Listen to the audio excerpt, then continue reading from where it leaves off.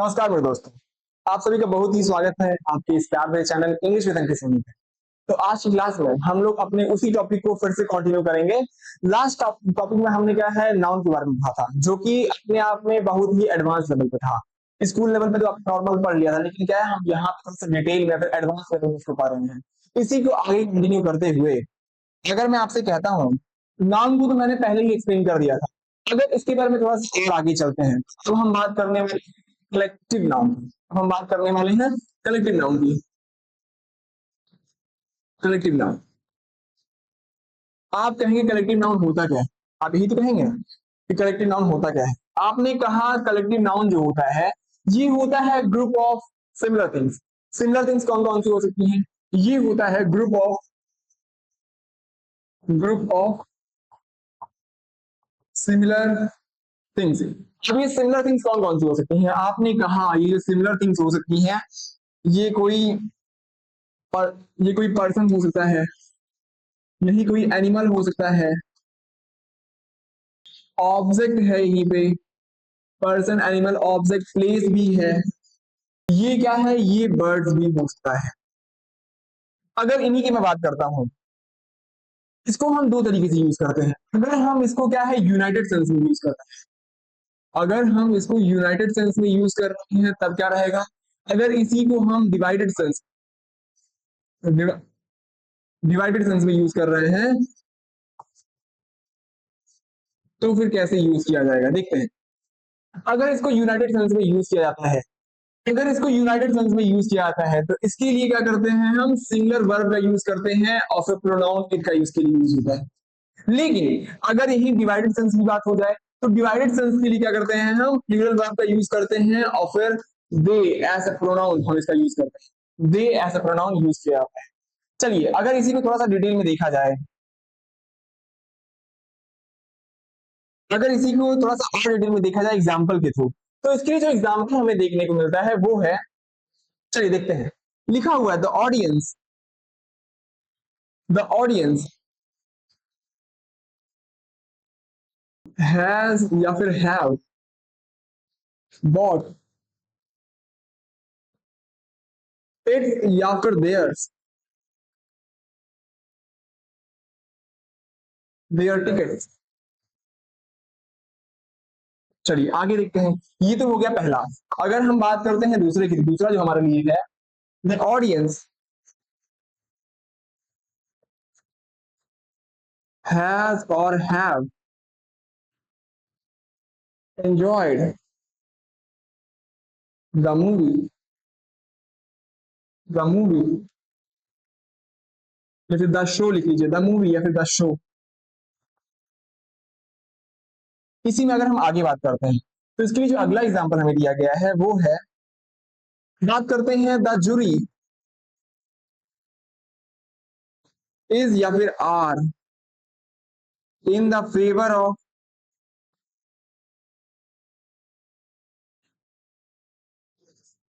This verdict. चलिए आइए देखते हैं। अगर इन तीनों एग्जाम्पल को देखा जाए तो ये तीनों एग्जाम्पल हमें बता रहे हैं, मतलब इसका एग्जाम्पल दे रहे हैं। तो यहाँ पे लिखा है द ऑडियंस हैज या फिर हैव बॉट इट या फिर इट देयर टिकट। अगर मैं टिकट की बात करता हूँ, हर एक ऑडियंस के लिए क्या है टिकट अलग अलग रहे। इसका मतलब हम इसको क्या है डिवाइडेड सेंस के लिए यूज करेंगे। अगर डिवाइडेड सेंस के लिए यूज कर रहे हैं तो हमें क्या लिखना रहेगा, हाँ the audience have bought their tickets. चलिए आगे देखते हैं। द ऑडियंस हैज या फिर हैव एंजॉयड द शो। अगर हम इस शो को क्या है एंजॉय करने की बात करें तो सब लोग क्या है मिलके, सब लोग यूनाइटेड होकर के क्या शो को एंजॉय करेंगे, मतलब कि एक दूसरे की खुशी को देख के वो लोग एंजॉय करेंगे। यहाँ पे है द ऑडियंस हैज, इसको हमने क्या है यूनाइटेड सेंस के तरीके से यूज किया है। अगर यूनाइटेड सेंस के तरीके से यूज किया है the audience has enjoyed the show. आगे बात करते हैं। द जूरी इज या फिर are in the favour of respondent. Jury क्या है, हम इसको यूनाइटेड सेंस डिवाइडेड सेंस में लेके चलते हैं। देखिए अगर मैं जूरी की बात करता हूँ तो जूरी जो होता है ये अपने आप में क्या है यूनाइटेड सेंस में होता है। अगर यूनाइटेड सेंस में है मतलब कि ढेर सारे जजेस लोग बैठे रहेंगे तभी तो कुछ कुछ वर्ड निकलेगा, डिसीजन ना होगा। अगर डिसीजन की बात की जाए तो ढेर सारे जो जजेस आपस में डिस्कशन करके कुछ ना कुछ उसका आउटकम निकालेंगे, जिसकी वजह से हमारे पास यहाँ पे जो इज लिखा हुआ ये सही रहेगा। अगर इसी को थोड़ा सा और आगे लेके चलते हैं तो देखिए हम बात करने वाले हैं नाउन इक्विवेलेंट की। अगर मैं नाउन इक्विवेलेंट की बात करता हूं, नाउन इक्विवेलेंट, आपने कहा ये नाउन इक्विवेलेंट होता क्या है? मैंने आपको पहले ही बताया था कि नाउन इक्विवेलेंट जो होता है ये नाउन की तरीके से एक्ट करता है, act as a noun, act as a noun. ये नाउन है कि नहीं है उसे वो क्या है, हम सेंटेंस के अकॉर्डिंग पता करेंगे, लेकिन ये हमेशा क्या करता है, नाउन की तरीके से एक्ट करता है, नाउन इक्विवेलेंट। अगर इसी को मैं बताऊं तो ये हमें आंसर देता है व्हाट का, या फिर यही हमें आंसर देता है whom का, या फिर यही हमें आंसर दे सकता है हु का। ये इसका आंसर देता है। आगे देखते हैं, चलिए देखते हैं, आगे देखते हैं। तो यार देखिए मैं आपको इसका थोड़ा सा एग्जाम्पल सुनाने की बात करता हूँ। इसके लिए जो एग्जाम्पल हमें देखने को मिलता है वो एग्जाम्पल है, लिखा हुआ है Baahubali, Baahubali was a great, was a great warrior. यहाँ पे जो एग्जाम्पल है, was a great, was a brave warrior. आइए देखते हैं। अगर इसकी मैं बात करता हूं तो आप जैसे ही इसको देखेंगे आप तुरंत कहेंगे कि यहाँ पे ये जो वॉरियर है आप इसको नाउन की कैटेगरी में रखते हैं, लेकिन अगर यही ब्रेव की बात की जाए, इसके बारे में कुछ क्वालिफाई कर रहा है, इसके बारे में एडिशनल इंफॉर्मेशन दे रहा है, इसका मतलब ये अपने आप में क्या हो गया, एग्जेक्टिव हो गया। ये अपने आप में क्या हो गया, एग्जेक्टिव हो। चलिए देखते हैं, एक बात करते हैं।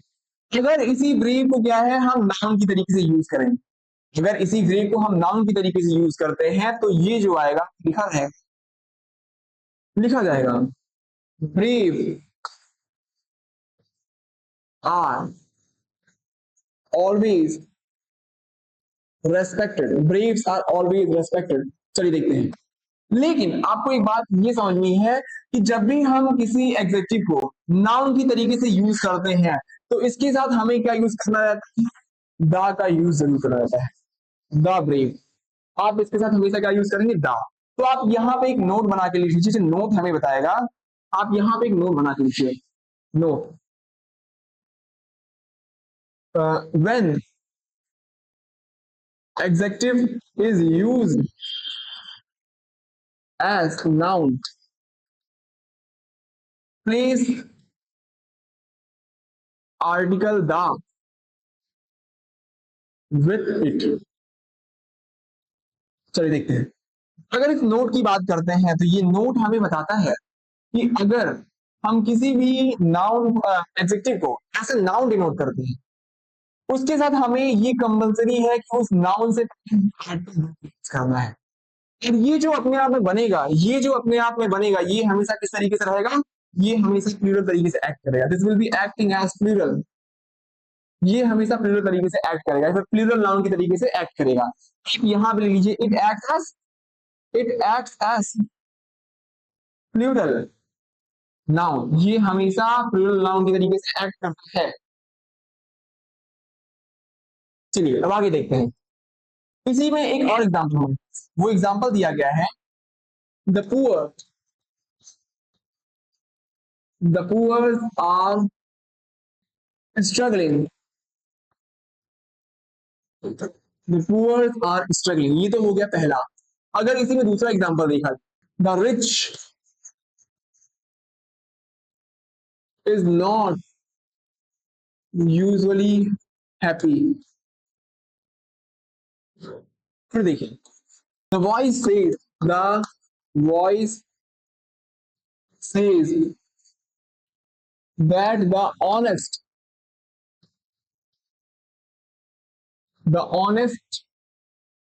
honest has to face hurdles। चलिए एक और है हमारे पास, लिखा हुआ है rich has wings, rich has wings.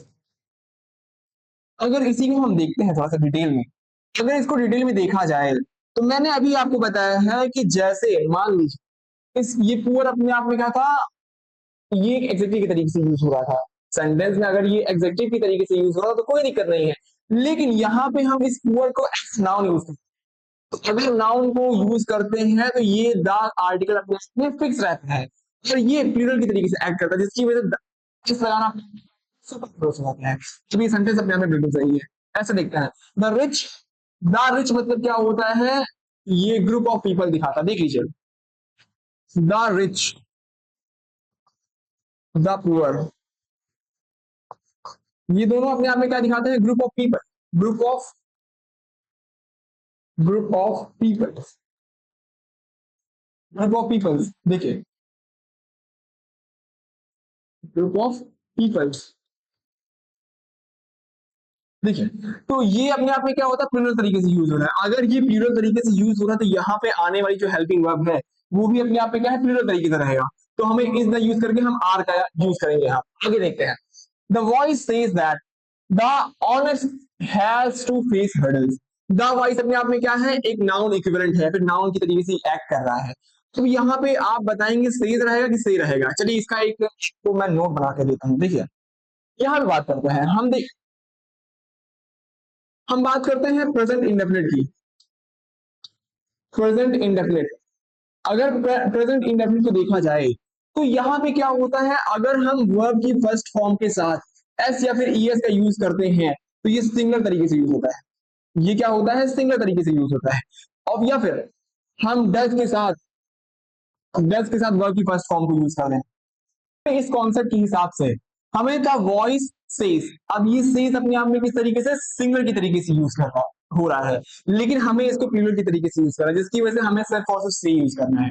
तो देखिए यहाँ पे द ऑनेस्ट, अगर द ऑनेस्ट लिखा हुआ है, द ऑनेस्ट अपने आप में प्लूरल होता है तो इसके साथ एस लगाना क्या जरूरी है, हाँ बिल्कुल नहीं।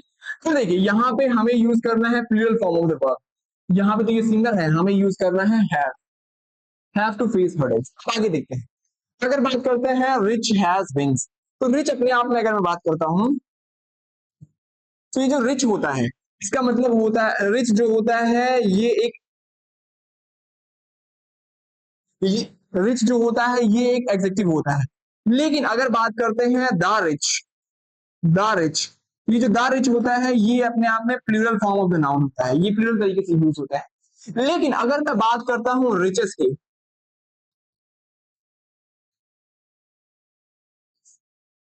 रिचेस जो होता है ये नाउन होता है, लेकिन इसका जो मतलब निकल के आता है वो आता है धन, संपत्ति, धन संपत्ति कैपिटल, आप समझ लीजिए धन पैसा, ये सारी चीजें क्या किसमें आती है, रिचेस में आती है। तो देखिए, अगर इसी के लिए हम कहें रिच हैज विंग्स, तो क्या यहाँ पे ये रिच वाली बात मतलब कि जो अमीर अमीर आदमी होता है तो उसका विंग्स होता है, आपने कहा नहीं, ये अपने आप में गलत है। हमें यहाँ पे रिच ना यूज करके हम क्या यूज करेंगे, रिचेस। इसका मतलब होता है लक्ष्मी जो होती है वो चंचला होती है, लक्ष्मी चंचला होती है, लक्ष्मी चंचला होती है। कोई दिक्कत परेशानी, आपने कहा नहीं। तो इसी टॉपिक को थोड़ा सा और आगे लेके चलते हैं। तो हम बात करने वाले हैं यूनिट के बारे में। यूनिट में हम लोग पढ़ेंगे फ्रैक्शंस के बारे में। सबसे पहले देखिए, अगर मैं बात करता हूँ यूनिट्स की, अगर मैं बात करता हूँ यूनिट की, तो यूनिट में सबसे पहले हमें देखने को मिलता है फ्रैक्शन। यूनिट होता है ये नाउन को रिप्रेजेंट करता है, इट रिप्रेजेंट्स नाउन, ये नाउन को रिप्रेजेंट करता है। और फिर नाउन को कैसे रिप्रेजेंट करता है, ये क्या है, मेजर करने के काम में आता है, या फिर किसी चीज को कैलकुलेट करने के काम में आता है, या फिर मैं इसी को कह सकता हूं कि हाँ ये सारी चीजें होंगी। अब आगे देख, अगर इसी को हम फ्रैक्शंस के थ्रू समझें, फ्रैक्शंस के थ्रू अगर मैं इसी को समझना चाहूं तो इसमें जो फ्रैक्शन आएगा वो आएगा, सबसे पहला जो हमें देखने को मिलता है वो मिलता है, देखिए यहाँ पे जो फ्रैक्शन होता है, आप क्या है मैथ में पढ़े होंगे कि फ्रैक्शन जो होता है वहां ये जो ऊपर वाला पार्ट होता है ये होता है न्यूमरेटर, लेकिन नीचे वाले पार्ट की बात करते हैं तो ये होता है डिनोमिनेटर। आपने इतना तो पढ़ा ही होगा। अब आगे बात करते हैं, अगर मैं इसी को थोड़ा सा और आगे बात, तो ये क्या होता है, ये अपने आप में टोटल होता है, लेकिन ये जो होता है ये उसी का पार्ट होता है, ये इसका पार्ट होता है। देखिए, सबसे पहले हमारे पास जो मिलता है वो मिलता है यूनिट फ्रैक्शन। सबसे पहला हमें जो मिलता है ये मिलता है यूनिट फ्रैक्शन। अगर मैं यूनिट फ्रैक्शन की बात करता हूँ तो यूनिट फ्रैक्शन का मतलब होता है कि जिसका न्यूमरेटर जो है वो क्या है, वन है। इसका मतलब ये समझ में आता है कि न्यूमरेटर जो है ये वन है, और फिर ये क्या होता है, ये डिनोमिनेटर से छोटा होता है। देखते हैं, अगर मैं आपको देता हूं 1/3, मैं आपको अगर 1/3 देता हूं, ये अपने आप में यूनिट फ्रैक्शन है। तो अगर मैं इसको लिखना चाहूं तो आप इसको कैसे लिखेंगे बताइए, आप इसको कैसे लिखेंगे? आपने कहा कि आप क्या 1/3 लिखेंगे, आप 1/3 लिखेंगे कि 1/3 लिखेंगे? 1/3। आपने कहा हम क्या लिखेंगे, 1/3 लिखेंगे। क्यों? क्योंकि देखिए, ये अपने आप में सिंगलर की तरीके से यूज हो रहा है। वन अपने आप में क्या होता है, सिंगलर होता है। लेकिन अगर यहीं पे टू आ गया होता तो हम 2/3 लिखते। यहाँ पे वन अपने आप में क्या है, सिंगलर की तरीके से काम कर रही है। अगर सिंगलर की तरीके से ये काम कर रहा है, इसका मतलब हमें क्या है, जो लिखने वाला हमारे पास जो नाउन रहेगा वो भी इस तरीके से रहेगा, सिंगलर तरीके से रहेगा। तो हमने यहाँ पे सिंगलर तरीके से यूज कर दिया है। तो आगे बात करते हैं यूनिट फ्रैक्शन की बात। जो आता है वो है प्रॉपर फ्रैक्शन। यूनिट फ्रैक्शन की बात जो आता है वो है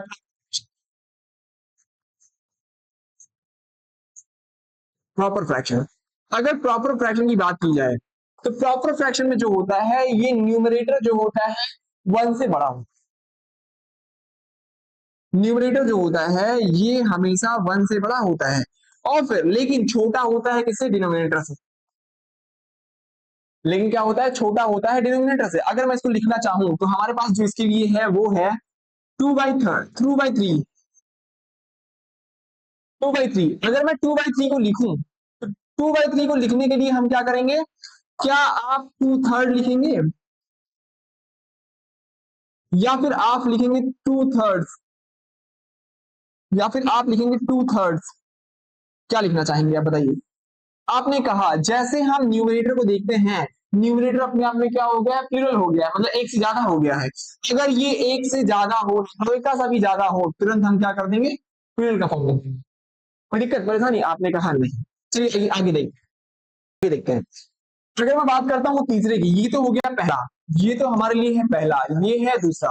अगर यहीं पे तीसरा देखा जाए तो तीसरा हमें बता रहा है कि ये है इम्प्रॉपर फ्रैक्शन। तीसरा जो हमारे लिए है वो है इम्प्रॉपर फ्रैक्शन।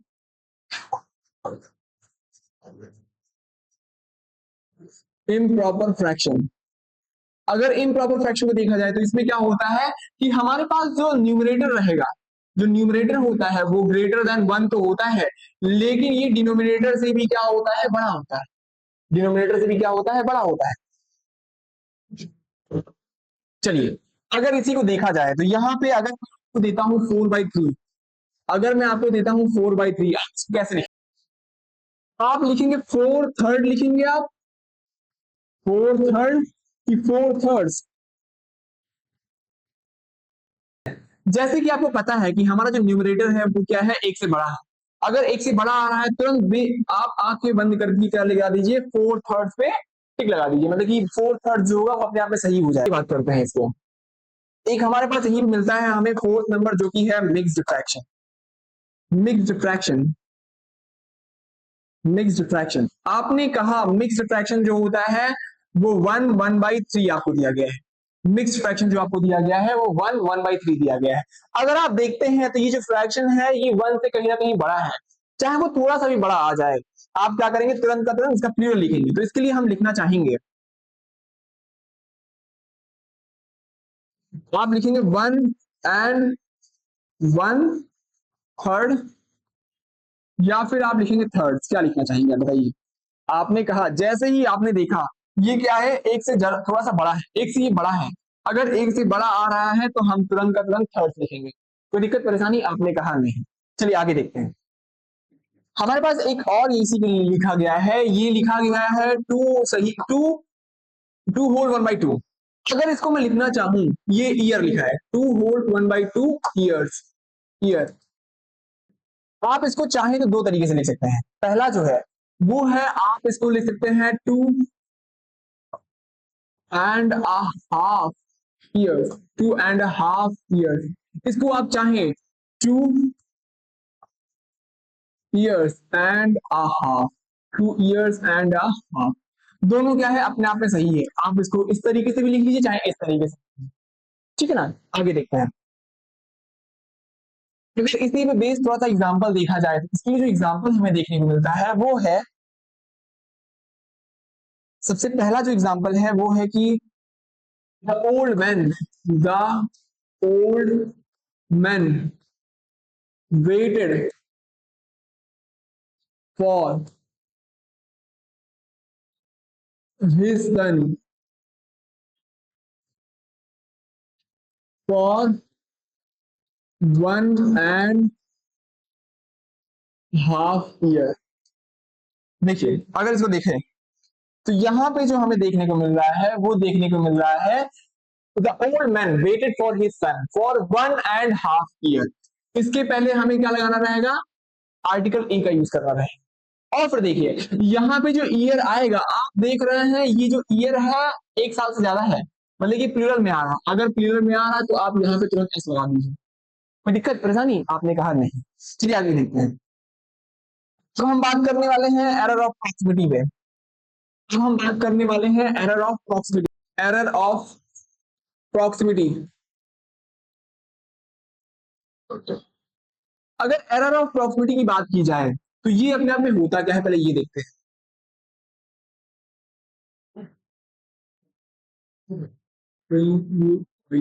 देखते हैं अगर प्रॉक्सिमिटी का मतलब समझो, प्रॉक्सिमिटी का मतलब क्या होता है। तो प्रॉक्सिमिटी का मतलब निकल के आता है नियरनेस। नियरनेस मतलब होता है नजदीक, नजदीक का, तो फिर नजदीक का, ठीक है ना। देखिए यहाँ पे इसका जो स्ट्रक्चर हमें देखने को मिलता है उस स्ट्रक्चर में क्या होता है कि एक नाउन आपको देखने को मिलेगा, एक नाउन देखने को मिलेगा। इसी नाउन के साथ आपको एक प्रीपोजिशन भी देखने को मिलेगा, फिर क्या है एक और नाउन देखने को मिलेगा। लेकिन इसके बाद जो आने वाला हेल्पिंग वर्ब या फिर मेन वर्ब रहेगा, आपको डिसाइड करना है कि ये हेल्पिंग वर्ब या फिर मेन वर्ब किसके हिसाब से रहेगा, ये वाले नाउन के हिसाब से रहेगा कि ये वाले नाउन के हिसाब से। इसी को हम बोलते हैं एरर ऑफ प्रॉक्सिमिटी। देखिए देखिए अगर हम इसके लिए बात करें तो यहाँ पे noun one preposition noun one और नाउन टू फिर और फिर क्या है हेल्पिंग वर्ब फिर मेन वर्ब। देखिए आपको मैंने बताया था कि प्रीपोजिशन जो होता है, प्रीपोजिशन जो होता है वो अपने बाद क्या है ऑब्जेक्ट ले सकता है, ऑब्जेक्ट लेता है। ये ऑब्जेक्ट किसी भी तरीके से हो सकता है, चाहे ये नाउन हो जाए या फिर कोई प्रोनाउन हो जाए या फिर यही क्या है कोई वर्ब भी हो सकता है। ये तो ये नाउन या फिर प्रोनाउन हो जाए, ठीक है ना। देखिए आगे बात करें तो आपने कहा कि इसके बाद आने वाला ये जो नाउन है ये क्या है, इसका ऑब्जेक्टिव केस है, ऑब्जेक्टिव केस है कि नहीं है, आपने कहा बिल्कुल है। तो देखिए ये जो नाउन है ये ऑब्जेक्टिव केस में होने की वजह से इसका इससे कोई रिलेशन नहीं होता। इसका क्या होता है, इससे कोई रिलेशन नहीं होता है, इस हेल्पिंग वर्ब मेन वर्ब से कोई भी रिलेशन नहीं होता है, बल्कि इसका जो रिलेशन निकल के आता है वो पहले वाले नाउन के हिसाब से, पहले वाले नाउन के हिसाब से इसका रिलेशन बताया जाता है। देखिए अगर इसी को मैं थोड़ा सा बताऊं आप समझाऊं और अच्छी तरीके से, देखिए देखिए इसके लिए जो एग्जांपल हमें देखने को मिलेगा वो सबसे पहला जो एग्जांपल है वो है the voice, the voice in this class is या फिर are active. The boys in this class is या फिर आर एक्टिव। ऐसे ही अगर दूसरा एग्जांपल देखा जाए the apples of Shimla is या फिर are delicious. The apples of Shimla is या फिर आर डिलीशियस। ऐसे ही अगर अगला बात करते हैं तो अगला जो हमारे लिए आएगा वो आएगा poetry, the poetry of Shakespeare,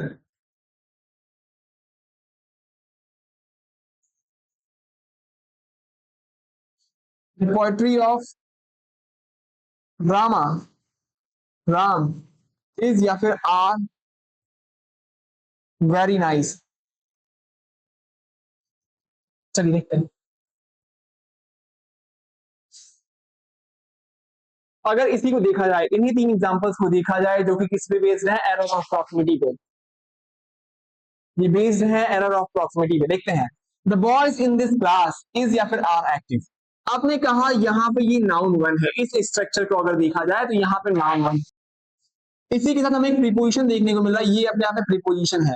और फिर ये जो बात आ रही है ये भी तो नाउन टू है, लेकिन क्या है, ऑब्जेक्टिव केस है, तो इसका इससे कुछ संबंध नहीं रहेगा, बल्कि यहाँ पे जो इज या फिर आर आएगा इस बॉयज के हिसाब से आएगा, तो आर अपने आप में बिल्कुल सही रहेगा।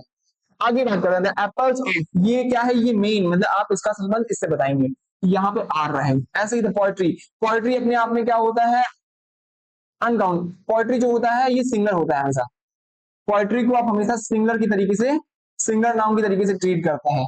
अगर ये सिंगलर की तरीके से ट्रीट हो रहा है, इसका मतलब हमें यहाँ पे इसका यूज करना है, मतलब सिंगलर हेल्पिंग वर्ब ही यूज करना है। चलिए देखते हैं, अगर बात करते हैं यहाँ पे ये नाउन वन, फिर क्या है, प्रीपोजिशन हमें देखने को मिल रहा है, फिर नाउन टू, इसके बाद जो आने वाला हेल्पिंग वर्ब, फिर मेन वर्ब रहेगा, वो हमेशा सिंगलर की तरीके से ही रहेगा, वो हमेशा सिंगलर की तरीके से, सिंगलर हेल्पिंग वर्ब या फिर मेन वर्ब देखने को मिलता है। अगर ये सिंगलर है तो यहाँ पे आने वाला जो नाउन है वो भी अपने आप में क्या रहेगा, सिंगलर नाउन रहेगा, या यहाँ पे भी ये क्या रहेगा, सिंगलर नाउन की तरीके से ही एक्ट करेगा, या फिर ये ही सिंगलर की तरीके से रहेगा। देखते हैं, अगर इसके एग्जाम्पल को हम देखें, आपने देखा एग्जाम्पल जो है, pages after pages, pages after pages are read by him, ये सेंटेंस बिल्कुल गलत है। देखिए, प्रीपोजिशन के बाद आने वाला नाउन रहेगा, ये दोनों नाउन अपने आप में क्या रहेंगे, सेम रहेंगे, यही नाउन वन क्या है, फिर से रिपीट होगा, यही नाउन वन फिर से रिपीट होगा। तो अगर यही नाउन फिर से रिपीट हो रहा है, हम क्या करते हैं इसके लिए, हम यहाँ पे पेजेस ना यूज करके हम सिर्फ पेज लिखेंगे, इसको हम सिंगलर की कैटेगरी में ही हमेशा रखते हैं, इसको हम सिंगलर की तरीके से यूज करते हैं। अगर नाउन सिंगलर की तरीके से है तो इसके साथ आने वाला जो हेल्पिंग वर्ब रहेगा वो भी क्या है, सिंगलर की तरीके से ही रहेगा।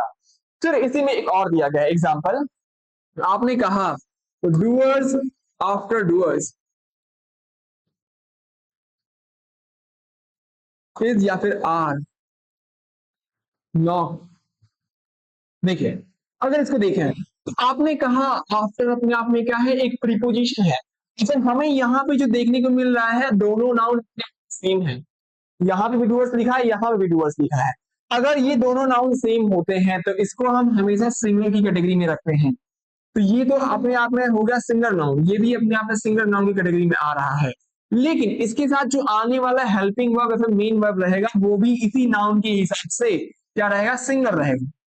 कोई दिक्कत परेशानी, आपने कहा नहीं। चलिए देखते हैं, चलिए अब हम क्या है थोड़ा सा आगे बढ़ते हैं। ये पहला जो हमें कॉन्सेप्ट बताया जाए, इस कॉन्सेप्ट में हमें बताया जाए कि अगर हमें सेंटेंस में लिखा गया है, देखिए जैसे अगर हमें सेंटेंस में लिखा दिया गया है, लिखा हुआ है फ्रैक्शन, फिर से ऑफ, फिर नाउन, और फिर इसके साथ आने वाला क्या है, हेल्पिंग वर्ब। देखिए, अब ये नाउन कौन कौन सी तरीके से हो सकता है, आपके दिमाग में ये भी क्वेश्चन आ रहा होगा कि नाउन कौन कौन सी तरीके से हो सकता है। आपने कहा ये प्लूरल नाउन हो सकता है, ये अनकाउंटेबल नाउन हो सकता है, या फिर ये सिंगलर काउंटेबल नाउन हो सकता है, आपने कहा ऐसा ही।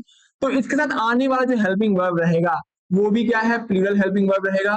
अगर अनकाउंटेबल है तो सिंगलर हेल्पिंग वर्ब रहेगा। अगर ये सिंगलर काउंटेबल नाउन है तो इसके लिए भी हम सिंगलर हेल्पिंग वर्ब का ही यूज करते हैं। अगर इसको एक एग्जांपल से समझा जाए, इसको मैं अगर एक एग्जांपल से समझूं तो इसके लिए जो एग्जांपल हमें देखने को मिलता है, देखिए 1/10 ऑफ 200 स्टूडेंट्स आर एब्सेंट। देखिए, अगर ये ऑफ का मतलब हम समझें तो ऑफ का मतलब मैथ में पढ़ा है, इसका मतलब होता है गुणा, मतलब कि मल्टीप्लाई करना, इसका मतलब होता है मल्टीप्लाई करना। तो अगर मैं इसको देखता हूं तो आप लिखेंगे 1/10 इंटू 200, आपने इसको जैसे काटा हमारे पास क्या आया, 50 स्टूडेंट्स आए, तो 50 अपने आप में क्या कहेंगे, ये अपने आप में प्लूरल तरीके से एक्ट करेगा। अगर ये प्लूरल है तो यहाँ पे आने वाला जो वर्ब रहेगा वो भी क्या रहेगा, प्लूरल ही रहेगा। आगे देखते हैं, आप देखेंगे 1/10 ऑफ दिस रोड इज या फिर are broken, 1/10 of this road is या फिर आर ब्रोकन। चलिए देखते हैं, अगर 1/10 की बात की जाए तो 1/10 तो आप लिखेंगे ही, लेकिन ये रोड रोड का तो कोई अमाउंट क्वांटिटी ही नहीं दी गई है। अगर क्वांटिटी नहीं दी गई है जिसकी वजह से क्या है हम यहाँ पे इसका यूज करेंगे, कहेंगे data insufficient. Data insufficient, data क्या है इनसफिशिएंट है बताने के लिए, ठीक है ना। अगर डाटा इनसफिशिएंट है तुरंत हम इसको क्या है सिंगल हेल्पिंग वर्ब का यूज कर लेंगे। ऐसे ही आगे देखते हैं, एक और एग्जांपल इसी पे हमारे पास है, 1/10 ऑफ द ट्रैफिक इज या फिर आर स्लो, इज या फिर आर स्लो। अगर इसकी मैं बात करता हूं तो ट्रैफिक अपने आप में क्या होता है अनकाउंटेबल नाउन होता है। ट्रैफिक अपने आप में अनकाउंटेबल नाउन होता है। अगर अनकाउंटेबल नाउन है तो इसके लिए क्या यूज करेंगे हम सिंगुलर हेल्पिंग वर्ब का यूज करेंगे जो कि क्या है इज है। तो देखिए अगर इसको बात करते हैं 1/10 इंटू ट्रैफिक को तो आप काउंट ही नहीं कर सकते, इसका मतलब यहाँ भी डाटा इनसफिशियंट है। अगर डाटा इनसफिशियंट है हम इसके लिए क्या यूज कर दिए हैं सिंगुलर हेल्पिंग वर्ब का यूज किए हैं, ठीक है ना। कोई दिक्कत परेशानी आपने कहा नहीं। तो दूसरा जो हमें कॉन्सेप्ट, तो दूसरा जो हमें कॉन्सेप्ट देखने को मिलता है इस कॉन्सेप्ट में हमें बताया जाता है कि अगर आपको सेंटेंस में लिखा गया है न्यूमरल, फिर आप लिखेंगे परसेंट ऑफ, फिर इसी के साथ आपको नाउन देखने को मिलेगा और फिर इसी नाउन के बाद जो है हेल्पिंग वर्ब का यूज करेंगे।